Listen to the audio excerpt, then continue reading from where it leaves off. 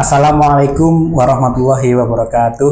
Waalaikumsalam warahmatullahi wabarakatuh. Berjumpa lagi dengan saya, Chandra Jogo, dalam program Takjil Intelektual ISNU Kabupaten Malang. Apa kabar pemirsa Takjil Intelektual? Semoga kita tetap sehat dan dalam lindungan Allah Subhanahu wa Ta'ala. Pada episode kali ini, kita akan membahas suatu tema, yakni tentang masyarakat sadar hukum. Telah hadir bersama saya seorang narasumber. Beliau adalah seorang praktisi hukum bernama Ibu Murfiatul Maulida. Bu Maulida ini adalah seorang yang berprofesi sebagai notaris dan PPAT. Tidak hanya itu, Bu Maulida juga menduduki posisi wakil ketua PJ ISNU Kabupaten Malang di bidang advokasi dan pemberdayaan masyarakat. Baiklah, tak berpanjang kata, mari kita langsung sapa beliau untuk membahas tema yang menarik pada program Takjil Intelektual di kesempatan kali ini. Bu Maulida, apa kabar Bu? Alhamdulillah baik, Mas Chandra. Gimana? Bagaimana? Alhamdulillah sehat. Alhamdulillah. Ini lama sekali. Saya terakhir kapan ya main ke tempat jenengan ini? Kayaknya sama Pak Ketua saat itu. Pulang umrah apa ya? Oh, pulang umrah ya? Iya. Iya, sama dia, betul. Sama yang 2023 tapi ya? Iya, sama sahabat-sahabat ISNU. Ya, yang 2023? Iya, setahun berarti ya. Ini luar biasa, sahabat, perjuangan dan pengabdian beliau dalam bidang hukum, terutama pendampingan kepada lembaga pendidikan, terutamanya pesantren, itu sungguh luar biasa. Baik, Bu Maulida, ini kita akan membahas tema yang cukup menarik. Ini terkait hukum. Ya. Ini kan akhir-akhir ini lagi naik ini kasus bullying lah, kasus kekerasan pada anak. Iya, medsos yang dikit-dikit tadi dilakukan lah. Tapi sebelum kita masuk ke sana, ini sahabat-sahabat program Takjil Intelektual ini ingin tahu. Nah, sebenarnya masyarakat sadar hukum ini kan hukumnya luas banget ya Bu ya. Betul. Kalau kita membahas hukum ini berapa semester kita ingin membatasi nanti di wilayah mungkin hukum di seputar wilayah pendidikan dan dunia media sedikit nanti. Kalau menurut Ibu sebagai praktisi hukum ini ya, melihat masyarakat sadar hukum itu bagaimana sih sebenarnya? Jadi gini ya Mas Chandra ya, dalam konsep fiksi hukum, jadi dalam hukum itu kan banyak asas ya. Salah satunya kalau kita membahas soal tema kita kali ini ada asas yang pas banget gitu ya, terutama bahwasanya ada asas hukum yang mana menyebutkan presumptio iuris iure, yang mana bahwasanya asas ini menjelaskan bahwasanya seluruh orang warga negara kita yang apabila ada undang-undang telah diundangkan maka dianggap sudah tahu gitu kan, sehingga ini relate dengan ada giumnya, yakni ignorantia iuris non exultat, yang mana bahwasanya ketidaktahuan hukum ini tidak dapat dimaafkan. Nah, ini beda nih Mas. Wah, kalau misalkan gini nih ya, dalam konteks gini ya, kalau ngomong kita perbandingan hukum ya antara hukum positif kita dengan hukum Islam misalkan ya, fikih contohnya ya. Kalau di fikih itu kan satu orang yang melakukan sebuah kesalahan dalam hukum fikih kita ya, itu kan sifatnya dimaafin ya. Kalau tidak tahu hukumnya dimaafu gitu kan. Betul. Belum balik hukumnya dimaafu kan begitu. Nah, akan tetapi dalam sistem hukum positif kita tidak demikian gitu. Jadi misalkan begini, berkaitan dengan orang dianggap tahu hukum bahwasanya ketika diundangkan misalkan gitu ya, dalam hal ranah medsos gitu ya. Di sana kan ada undang-undang ITE yang kemudian yang mendasari, melindungi atau mengatur begitu ya.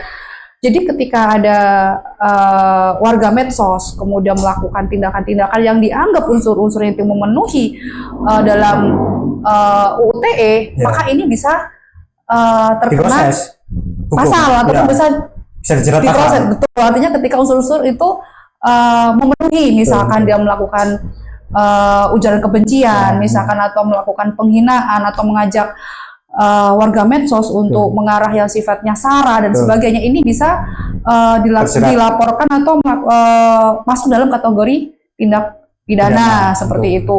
Kemudian dalam hal kasus bullying misalkan ya, itu juga dengan adanya Undang-Undang Perlindungan Anak, maka dianggap bahwasanya orang ataupun guru ataupun murid orang tua itu juga dianggap tahu adanya aturan-aturan yang berkaitan dengan hal tersebut, sehingga apa? Dalam hal di ranah pendidikan, misalkan guru dalam melakukan pengajaran juga tidak bisa melakukan kekerasan semena-mena, misalkan nggak bisa langsung dijewer, nggak bisa dipukul, ini nggak bisa karena ini. Padahal dulu kan itu biasa itu, Bu. Maksudnya. Iya, tapi kan beda ya dengan sekarang. Jadi perkembangan zaman itu juga betul. Terus juga sistem pendidikan ya, sistem pendidikan juga beda. Kemudian adanya medsos juga sangat ini ya. Pengaruhnya besar juga. Betul. Kemudian mungkin karena masyarakat juga banyak yang melek hukum ya, sehingga tahu nih, oh ini sudah nggak benar, ini bisa dilakukan pengaduan atau pelaporan yang mengarah ke sana begitu kan. Tidak ya mungkin sebelumnya, mungkin juga ini ya perubahan apa sih? Budaya, zaman, kebiasaan, kemudian lebih open sekarang seperti itu. Itu dalam hal misalkan bullying atau misalkan anak antar anak seperti itu ya, melakukan bullying yang sifatnya misalkan pengeroyokan atau kemudian verbal misalkan ya, ngelok-ngelok yang kemudian kalau orang Jawa itu kan bilangnya ngelok yang kemudian mengakibatkan ini psikologisnya terganggu misalkan, itu juga bisa dilaporkan dan sebagainya. Ngenyek lah ngenyek, tapi kemudian ini mengakibatkan anak ini dampaknya ke psikologis nih, misalkan minder, kemudian misalkan ada perundungan dan sebagainya begitu. Karena sekarang kan mulai banyak ya kasus-kasus yang mengarah ke sana, yang sebenarnya mungkin itu sepele, tapi dampaknya nggak sepele, apalagi kalau kena psikologis anak. Ini kan penyembuhannya nggak sepele. Misalkan kepelecehan ini juga dampaknya juga nggak ringan seperti itu. Banyak di sekitar kita ya beberapa kali seperti itu. Iya. Ini yang termasuk yang lagi naik itu kan kasus ini ya, bullying di salah satu pondok pesantren. Pondok pesantren yang di Kediri itu. Iya. Itu sampai mending soy kalau bahasa anak muda. Maaf nih ya, ketularan anak bahasa anak saya ini. Jadi kalau meninggal mending soy juga. mending bahasa Gen Strawberry. Karena anaknya menuju remaja, jadi kita pun harus menyesuaikan dengan bahasa anak kita, ngikutin. Jadi memang memang tidak bisa dipungkiri hari ini era teknologi, digitalisasi, teknologi informasi yang super duper ini itu juga berdampak pada perkembangan perilaku anak, berdampak perilaku dan anak, orang tua juga.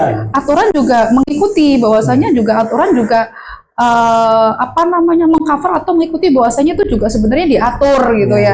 Jadi mungkin dulu kalau kehidupan kita zaman dulu itu kan kita lebih mengenal norma ya, norma kesusilaan dan sebagainya. Cuman kalau sekarang ini kan lebih kepada mungkin ke aturan-aturan yang kita kerap tahu gitu kan. Apalagi ketika misalkan dalam sebuah sistem ya, sistem misalkan di pondok pesantren dengan jumlah santri yang banyak, pengawasan yang misalkan kurang ya atau tidak memadai, sehingga terjadi sebuah gesekan antar santri atau antar anak yang kemudian bisa mengakibatkan ke arah kekerasan, entah itu melalui bullying atau misalkan pengeroyokan atau verbal yang kemudian mengakibatkan anak lain atau lawannya itu mengalami depresi atau fisik ya.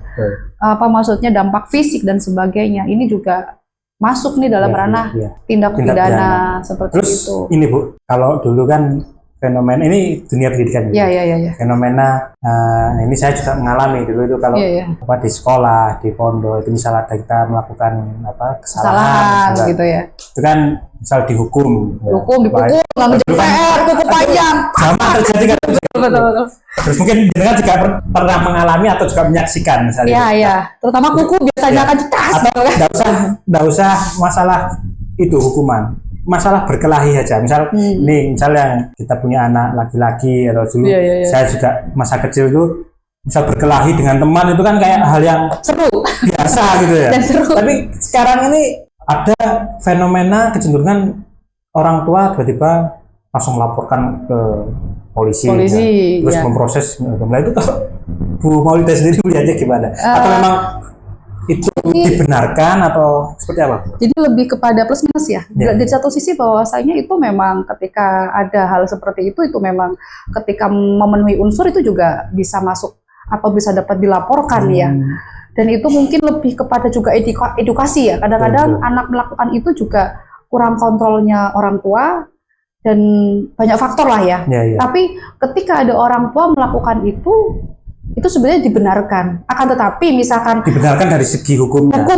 Akan tetapi ketika hal-hal yang itu bisa dilakukan diselesaikan secara kekeluargaan, sebenarnya akan lebih bagus ya, karena proses untuk seperti kepidannya kan panjang. Itu kan kalau orang langsung diproses hukum kan pasti ada label kan jadinya orang itu kena kasus hukum, tersangka. Ya, itu kan ada label yang kemudian dalam arti agak negatif ya. Dan itu akan dikenang sepanjang generasi. Dulu kamu pernah jadi tersangka ya. Betul, atau pernah sekolah nih mondok gitu kan, pernah mondok, mukim. Secara aturan memang dibenarkan ya ketika itu memang memenuhi unsur-unsurnya, terutama apabila mengalami kerugian ya baik itu psikologis ataupun fisik ya, fisikis seperti itu. Memang ada peraturannya. Ya larinya ke apa nih, misalkan bullying, kekerasan aja ke undang-undang perlindungan anak seperti itu. Ketika dalam hal bermedsos itu terkandung di undang-undang ITE. Ini masuk ke medsos Bu. Gimana gitu? Ini kan ya lagi banyak yang viral lah hari ini. Iya betul. Sedikit misal ada persoalan, itu kan orang pasti update status, baik itu di WhatsApp, di Facebook, di Instagram atau di banyak tempat lah. Nah orang itu kan mungkin kebanyakan juga nggak paham, ini bahasa yang pas apa enggak, ini bahasanya ini itu kalau Bu Maulida sendiri terkait medsos sendiri gimana? Jadi seperti ini ya, kalau dulu ada istilah ya, mulutmu harimaumu, kalau sekarang kalau harimau. Betul, jadi sekarang bukan mulut lagi tapi jari gitu kan. Makanya statusnya itu berbicara. Betul, karena jari ini yang kemudian dia ngomong, yang penting gitu ya. Dan banyak contoh lah ya di medsos ya, misalkan ada penghinaan terhadap kiai, terhadap ustadz, kemudian atau terhadap tokoh-tokoh atau artis seperti itu ya, ketika mungkin dia pengen viral pengen viral, kemudian pengen langsung pansos, booming, kalau ininya istilah pansos ya. Jadi memakai jalan yang instan, cepat, karena orang pengennya kan pansos ini dia nggak melihat positif atau negatif, yang jelas yang penting pansos dulu, iya betul, viral dulu, terkenal begitu kan. Sementara dari aspek hukumnya dia tidak sebenarnya bukan gitu paham, tidak menyangkakan bahwa dampaknya lebih gitu kan. Saya pernah itu pas lewat ya di FYP itu ya, pada saat itu si siapa artis itu kan udah menghina tapi ketika didatangin ini ampun juga, minta maaf juga kan begitu.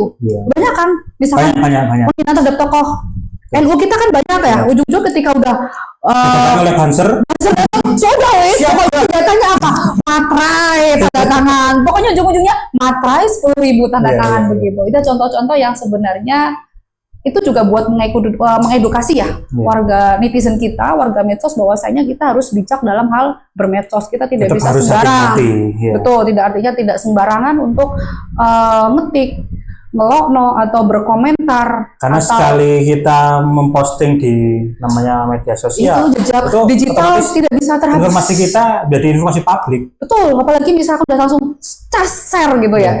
Dalam hitungan detik ketika ada satu netizen sudah screenshot, share sudah itu gitu. Susah untuk apalagi urusan pribadi. Betul. Jadi untuk apa hoax stop itu kan nggak inilah ya, susah, sulit begitu. Nah kalau menurut jenengan Bu, langkah mudah ya ini untuk mengedukasi masyarakat, kaitannya ini adalah dengan edukasi hukum. Betul. Itu mudahnya gimana? Yang jelas ini tanggung jawab bersama ya. Di negara juga dengan adanya asas hukum, bahwasanya semua orang tahu aturan, juga punya kewajiban ya, tanggung jawab moral untuk melakukan edukasi gitu ya. Kalau di kita alhamdulillah ya, kemarin bidang 2023 berarti ya masuknya ya, itu akhir-akhir ya, saya lupa bulannya itu. Habis itu pemilu, tiarap itu istirahat pemilu. Kita fokus ini sih ya, melakukan edukasi ya, pemberdayaan di materi hukum itu di Pondok Mojosari, Pondok Miftah Huda. Di Panjen sini ya? Iya, Panjen di Kejalibar itu. Saat itu ngapain Bu? Ya kita ngedukasi berkaitan dengan Undang-Undang Perlindungan Anak, khususnya di lingkup pesantren ya, karena lingkup pesantren itu kan rentan dengan bullying, rentan terhadap kekerasan. Misalkan pengurus mungkin saking jengkelnya negur santri, akhirnya kemudian tangan main, emosi karena mungkin pengurusnya misalkan masih muda, santrinya juga masih muda juga, Iya. akhirnya kan emosi cetas Iya. itu yang kemudian Itu kayaknya visum berat kena. dihindarkan tuh. Nah, jadi lebih kepada bagaimana membuat aturan itu yang tidak mengarah ke unsur-unsur pidana kekerasan. Misalkan disuruh wiritan berapa ribu, Iya. atau suruh tadarus, atau suruh apa begitu. Jadi lebih Edukatif, punishment-nya lebih betul, edukatif. Tidak lagi ke arah fisik. Atau verbal, Ya, saya- seperti itu. Sulit sekarang itu kalau mau menghindar dari hal itu. Ya. Karena banyak CCTV sekarang gitu. Betul. Dan kamera di mana-mana. Iya gitu kan. bener, nggak ada, tiba-tiba ada yang dari belakang Ya. merekam. Dan itu salah satu, jadi ini ya program unggulan kami ya, artinya Oh, iya. melakukan advokasi di bidang hukum. Itu kerjasama untuk dengan siapa, Bu? pesantren, Gus pesantren ini sementara kita dengan Kompak Law ya, teman-teman Kompak Kompak, Law, ada siap, Bang siap. Kusairi, Bang Husairi. betul, terus dengan pesantren-pesantren yang kebetulan waktu yang di Miftahul Huda itu request dulu, kemudian ya kita respon bagus, respon positif yang kemudian kita lakukan. Saat itu pesertanya siapa aja pas pelatihan pertama? Ustadz ustazahnya ya, dengan pengurus ya, pengurusnya. jadi lebih ngasih pemahaman nih ya berkaitan dengan ini loh aturan gitu. Kalau di pondok masa hukum fikih ya kita kalah, mereka lebih paham. Oh mazhab ini begini gitu. Tapi kalau hukum positif tetap para praktisi hukum yang lebih menguasai.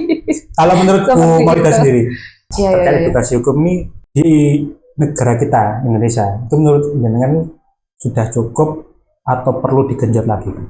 Ya harus tetap dilakukan upaya terus dari berbagai macam elemen ya. Di negara kita kan banyak ya ormas, kemudian organisasi-organisasi yang bergerak di bidang hukum ya. Atau setiap ormas kita pasti ada divisi hukumnya. Yang itu bisa melakukan advokasi, melakukan pergerakan seperti itu. Belum lagi lembaga-lembaga bantuan hukum ya. Itu juga banyak melakukan edukasi yang kadang-kadang juga pendampingan langsung pada kasuistik, sifatnya yang langsung kasuistik seperti itu. Ada kasus apa terus diberikan? Iya, kayak kemarin ada di kita ya, Isnu Kerja Bareng sama Kompalko itu kan dampingin kasus berkaitan dengan, jadi ada unsur traffickingnya juga ada unsur ininya seperti itu dalam on proses seperti itu. Luar biasa, ternyata beliau ya di bidang 2 ini memang fokusnya di advokasi dan pemberdayaan. Bu Maulida sudah melakukan aksi di lapangan. Itu yang sama kerjasama itu rencana sama follow kembali. Jadi kita soal ke sana sudah ada pemahaman yang sama sebenarnya, tinggal MOU. Cuman habis itu ini ya kepending kepending banyak kegiatan. Akhirnya belum. Apalagi sehabis pemilu itu tiarap semua. Betul. Waktu pas menjelang pemilu itu kan ini ya suasana dan nuansa itu kan sedikit kita harus bijak dalam bersikap, bertindak dan sebagainya. Karena biar tidak mengarah ke ranah politik seperti itu. Berarti sadar hukum, berarti harus tahu, oh ini misal di bidang ITI itu ya nggak boleh apa. Sebenarnya atau gimana, Bu? Kalau kita ngikuti norma-norma gitu, walaupun kita itu tidak tahu hal-hal yang mendetail gitu, artinya norma antar orang begitu. Misalkan sebenarnya dalam culture kita ya sebenarnya ya, khususnya di Jawa atau di Indonesia, budaya timur lah ya, saling menghormati, saling menghargai. Tapi apapun itu ya kita ya, kalau misalnya di medsos kayak yo gitu kan, tapi sebenarnya kalau udah ketemu ngajak ngopi, ya sudah jangan cengir bareng. Jadi kadang-kadang ini ya nggak relate gitu lah, antara kehidupan di medsos ketika kita lagi berseteru misalkan ya, yang pro dan kontra, ketika duduk bareng itu beda. Tapi kadang memang kalau membaca bahasa di tulisan itu kadang kalau emosi kita itu tersulut. Betul, cepet. Kalau tulisannya besar-besar. Nah, itu kayak ada penekanan. Oleh sebab itu sebetulnya kita harus bijak dalam bermedsos seperti itu. Betul. Bijak dalam bermedsos. Tapi ya dengan medsos ini juga banyak positifnya juga lah ya. Dari perkembangan itu dengan era digital ini sebenarnya nggak bisa ngindarin emang, nggak bisa. Memang kita harus ngikutin. Hukum pun begitu, artinya hukum antara the sign dan the solemn, artinya hukum yang ini memang harus mengikuti. Kita tidak boleh terbirit-birit dengan adanya perkembangan seperti itu. Lebih ke bagaimana kita dengan profesi masing-masing, apalagi kaitannya dengan bidang hukum ini. Itu ya bagaimana caranya berintegrasi dengan teknologi, bersinergi dengan teknologi. Iya. di berbagai bidang kan tidak seperti bisa itu ya. dihindari, apalagi kita antipati itu sudah. Betul. Karena namanya hukum kemanapun bisa masuk. Ya. Artinya ya norma aturan itu kan melekat di wilayah apapun itu Ya. gitu loh. Tinggal bagaimana kesadaran kita Masyarakat, sebagai praktisi, apalagi orang yang pemerhati hukum ya ini ya. Terus Ya. itu ya sadar dengan kondisi kita, bagaimana baik melangkah, tidak sembarangan.